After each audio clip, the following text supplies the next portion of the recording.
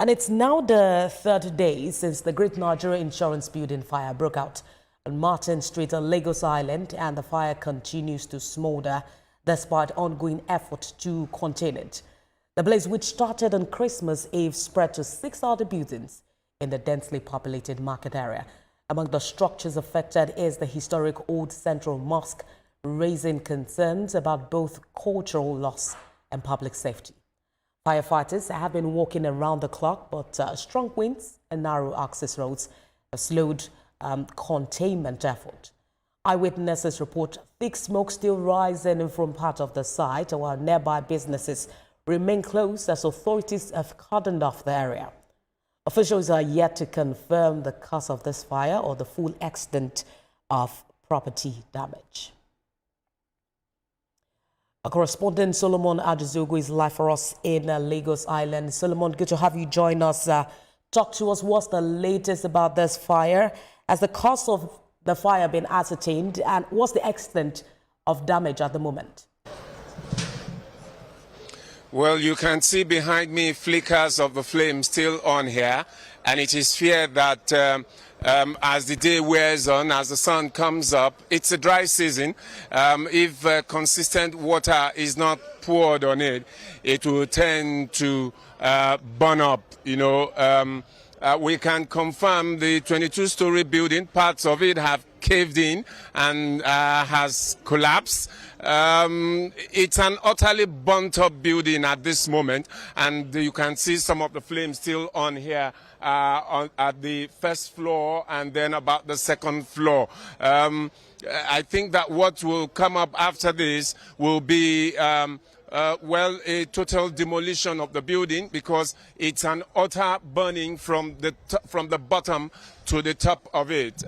So you can still see flickers of flame and billows of smoke still coming out of the building. But talking about some of the things that could have caused the fire burning, well, all around me here we have streams of combustible materials like these socks, they call it. You can see how some of these materials look like.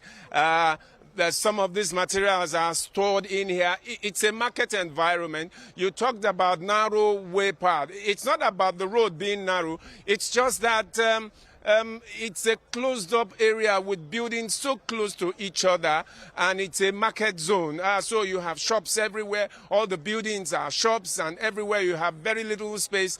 So it tells a lot about the development planning in this area, which has been like this for decades and many years. So the building essentially has been used for a whole lot of things, including warehousing materials, the fares of the traders here, who after trading in all the little kiosks around, then go over there to store their wares and then wait. So any little spark of fire, you will have combustible materials, sandals, socks, clothes, polymer materials.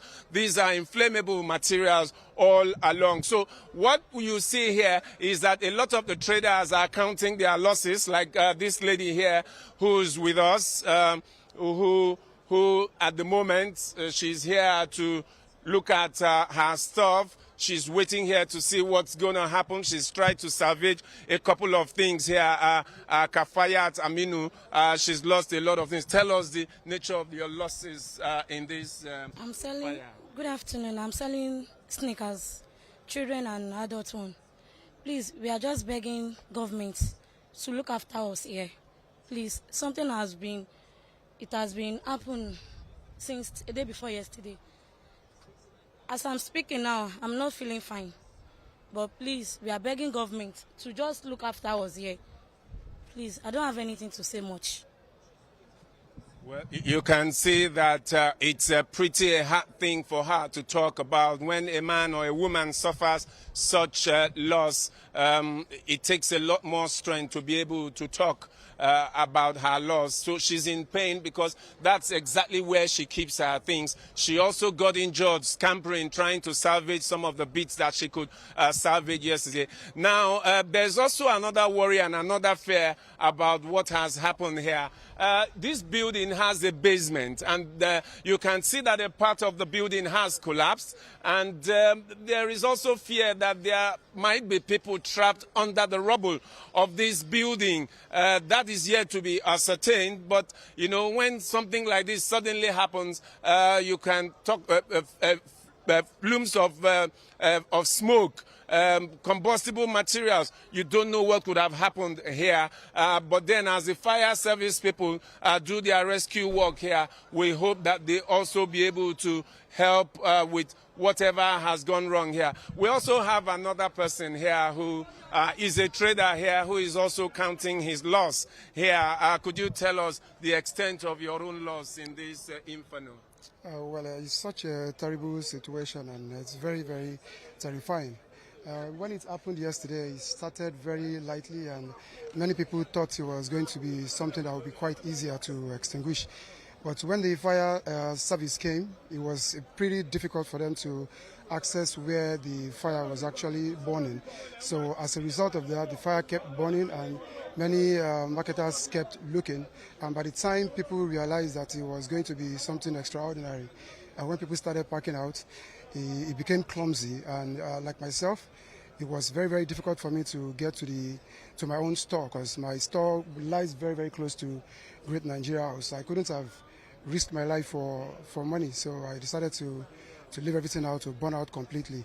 So some other people that I advised not to go in, they went in, and by the time some parts of the building collapsed, it collapsed on them. And the information I'm hearing now is that a lot of people are still trapped in. So wow. That's a very sorry situation, as you can see from here. So people scamper to try to salvage the little things they have. But when you look at the sample of something like this, you know that there are lots of combustible materials in here. So the challenge is, it's a 22-story building with a basement to boot with it. The area here has been cordoned off. But one interesting thing is that from the Broad Street end of Martin Street here, about 100 meters to the Great Nigeria Insurance building has been cordoned off. And right, there Solomon, you will think that nothing has happened here, because what you see is that people there are trading, going about their brisk business. Even on the 26th of December, the Boxing Day, the day after Christmas, and they are trading as Solomon, if nothing has happened, as if nothing took place here. I'm hoping you can hear me. It's so sad that the traders have to experience this, especially during the festive season where they should be, making a lot. But thank you for joining us at this time. That's our senior correspondent, Solomon Adizegu, live for us in Lagos Island.